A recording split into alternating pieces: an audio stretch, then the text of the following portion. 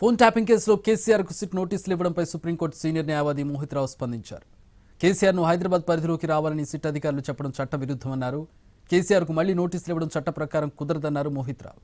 160 CrPC చట్టం ప్రకారం 65 ఏళ్ల వయసున్న వారు ఎక్కడ ఉంటే అక్కడికి వెళ్లి విచారణ చేయాలన్నారు.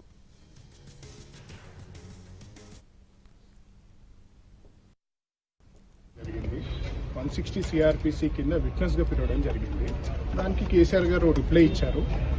వారు మున్సిపల్ ఎన్నికలలో బిజీగా ఉన్నారు, బీఫామ్స్ ఇవ్వాలి తన క్యాండిడేట్స్కి, అండ్ తను ఎరవల్లిలో నివసిస్తున్నారు కాబట్టి అక్కడికే ఫ్యూచర్లో నోటీసులు అన్నీ ఇవ్వాలి, అండ్ పోలీసులు ఒకవేళ విచారించాలంటే అక్కడికి రావాలి, అక్కడికి వచ్చి ఎగ్జామినేషన్ చేయాలని చెప్పడం జరిగింది.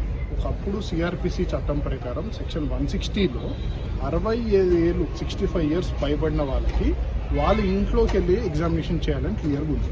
సో ఇప్పుడు దానికి పారామెటీరియా ప్రొవిజన్ 179 ఆఫ్ బిఎన్ఎస్ఎస్ అదేం చెప్తుందంటే 179 60 ఇయర్స్కి రెడ్యూస్ చేశారు. 65 ఇయర్స్ నుంచి వారు ఎక్కడైతే నివసిస్తారో అక్కడికి వెళ్ళి ఎగ్జామినేషన్ చేయాలి అని చెప్పడం జరిగింది.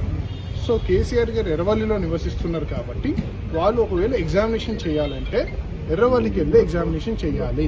వారిని హైదరాబాద్ లిమిట్స్లోకి రమ్మనడం అది సిఆర్పిసికే కాంట్రరీ, అలా పిలవడానికి వీల్లేదు. సిట్ కేసులో కేసీఆర్ గారికి నోటీసులు పోలీసు వాళ్ళు ఇవ్వలేరు. దానికి ఒక చట్టబద్ధమైన నిబంధన ఉంది. ఆ నిబంధన ప్రకారం నోటీసులు ఇవ్వాలి. ఒకవేళ వీళ్ళు ఇవన్నీ కంప్లై చేసినా కూడా కేసీఆర్ గారికి నోటీసులు ఇవ్వకూడదు, ఇవ్వలేరు. Law doesn't permit to give notice to KCR గారికి.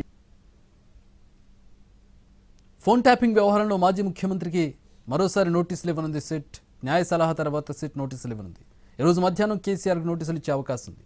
హైదరాబాద్ పరిధిలో కేసీఆర్ కోరిన చోట విచారణ జరపనున్నారు. మరోసారి 160 సిఆర్పిసి కింద కేసీఆర్కు సిట్ అధికారులు నోటీసులు ఇవ్వనున్నారు. గత బీఆర్ఎస్ ప్రభుత్వంలో పెద్దయిన ఆదేశాలతోనే ఫోన్ ట్యాపింగ్ చేశామంటూ పోలీసు అధికారులు స్టేట్మెంట్ ఇవ్వడంతో కేసీఆర్ను విచారణకు పిలిచింది సిట్. గత ప్రభుత్వాధినేత కేసీఆర్ కావడంతో ఆయన విచారించనుంది. నిన్న నోటీసులు ఇచ్చినప్పటికీ మున్సిపల్ ఎన్నికల కారణంగా తాను విచారణకు హాజరు కాలేనని కేసీఆర్ సమాధానమిచ్చారు. దీంతో మరో తేదీని సిట్ నోటీసుల్లో తెలపనుంది. కేసీఆర్ను ఎప్పుడు ఎక్కడ ఎన్ని గంటలు ప్రశ్నిస్తారనే దానిపై ఉత్కంఠ నెలకొంది.